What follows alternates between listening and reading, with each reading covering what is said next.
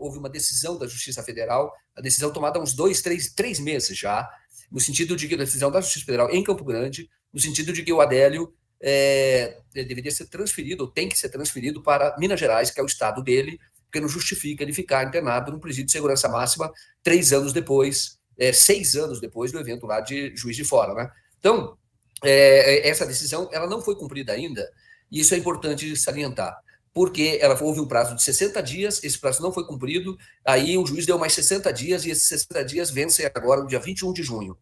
Ela não foi cumprida porque o governo Zema, de Minas Gerais, Secretaria Estadual de Saúde, não tem arrumado vaga para o Adélio, tá? Ou o Adélio precisa de vaga no SUS, no Hospital Psiquiátrico do SUS, não é manicômio, e ele receberia, então, tratamento lá e perto da família. A família vive em Montes Claros.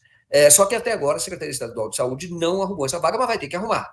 Então, o segundo prazo, que seria o prazo final, fatal, já foi prorrogado uma vez, termina agora dia 21.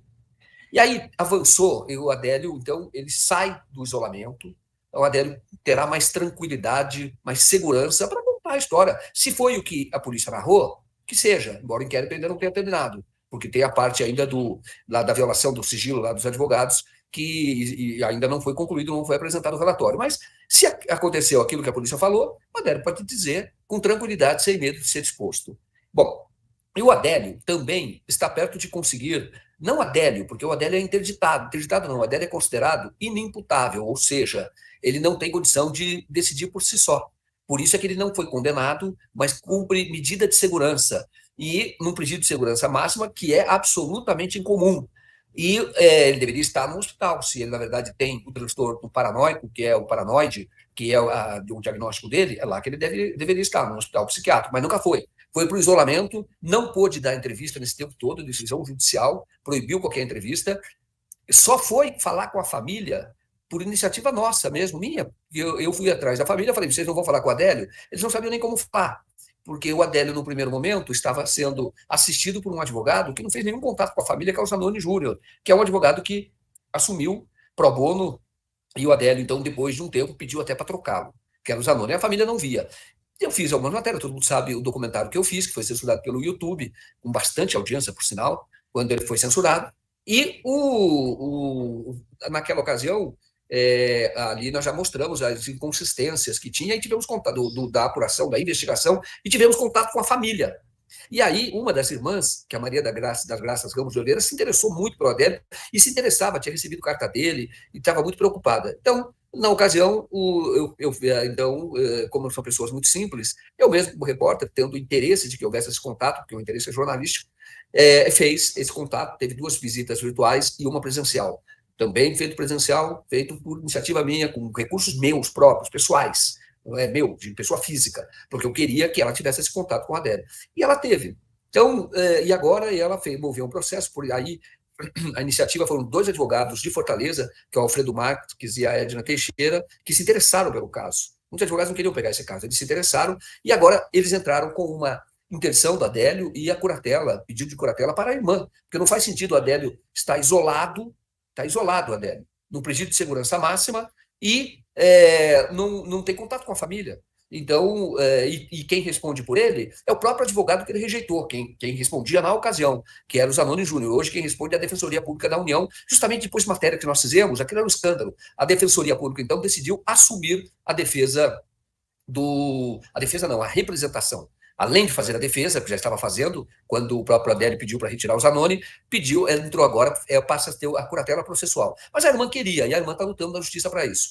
Aí o que acontece? Ela entrou com uma ação, através com os 2 advogados, os advogados entraram em nome dela, para então que ela tivesse a curatela, falasse em nome do Adélio. Isso é importantíssimo, porque o Adélio está isolado. Era importantíssimo. A juíza, na ocasião, que era Cíntia Leteriello, ela não concedeu a curatela provisória e o caso não andou, porque nem para ter a curatela definitiva. O que acontece é que há alguns meses as coisas estão mudando. Alguns meses, essa juíza de uma vara civil lá de Campo Grande, que é a 2ª vara de família e sucessões, a Cíntia Leteriello, saiu da vara, entrou uma outra juíza. Essa outra juíza, uma das primeiras providências que ela tomou foi justamente no sentido de que o processo tem que andar, ela tem que decidir. E aí o Ministério Público fez uma manifestação, e é curioso até a manifestação do Ministério Público mostra que eles acompanham o noticiário do 247, porque qual foi a manifestação do promotor? De que o caso, como o Adélio iria para Montes Claros, sairia de Minas Gerais, e só nós demos o 247, porque só nós cobrimos isso, a imprensa não cobre esse caso, a imprensa é corporativa, né? A velha imprensa. E aí ele escreve na manifestação que, como tem essa notícia de que ele vai, o Adélio, para Montes Claros, o processo deve ser decidido lá. Mas não, tem que ser decidido, na opinião dos advogados, tem que ser decidido no próprio endereço atual do Adélio, que é Campo Grande. Enfim, o Adélio, tendo a curatela da irmã, ele também consegue um pouco mais de liberdade, não fica ali nas garras do Estado. E a terceira novidade é uma entrevista que foi feita por um jornalista chamado Tiago Parigiani. Ele localizou uma testemunha importante no caso Adélio, que é o Kleines, Cabo Kleines. Esse Cabo Kleines, da Polícia Militar, ele hoje está preso. Ele está preso sob acusação de participar de um homicídio, mas um outro homicídio, quer dizer, nem houve esse, do Bolsonaro não é homicídio, mas participar de um homicídio. E o Kleines foi um dos policiais que protegeram o Adélio no dia do evento de Juiz de Fora. Um policial é um de Guarani, o outro foi esse Cabo Kleines, que até tinha ligação política, e ele, então, está dizendo que ele está sofrendo o mesmo tipo de perseguição do Adélio, olha só. Ele está dizendo que, como ele foi preso, ele está dizendo que as acusações são injustas, tem vários processos contra ele, ele diz que sofre hoje um assédio judicial, porque o objetivo, segundo ele, é desacreditá-lo, como estão tentando, ou tentaram desacreditar o Adélio, transformando o Adélio, deixando ele lá isolado, com um quadro mental que se agravou, então ele vive uma situação parecida, não quis entrar em detalhes do que ele poderia falar, mas ele disse, o que querem, na verdade, é invalidar a minha fala, assim como invalidaram, ou tentam invalidar a fala do Adélio, para dizer que, na verdade, temos transtornos mentais. É isso que ele disse, e é o Cabo Kleines, que foi apresentado na época por vários veículos de imprensa como a pessoa que salvou ali duas coisas. Primeiro, que ajudou a salvar o Bolsonaro e que depois protegeu o Adélio, que é aquela pergunta, por que o Adélio, no meio de tanto bolsonarista, não foi linchado? Houve tentativa. Só que esses policiais, e aliás, este Cabo Kleines já conhecia o Bolsonaro, tinha estado com o Bolsonaro em Brasília.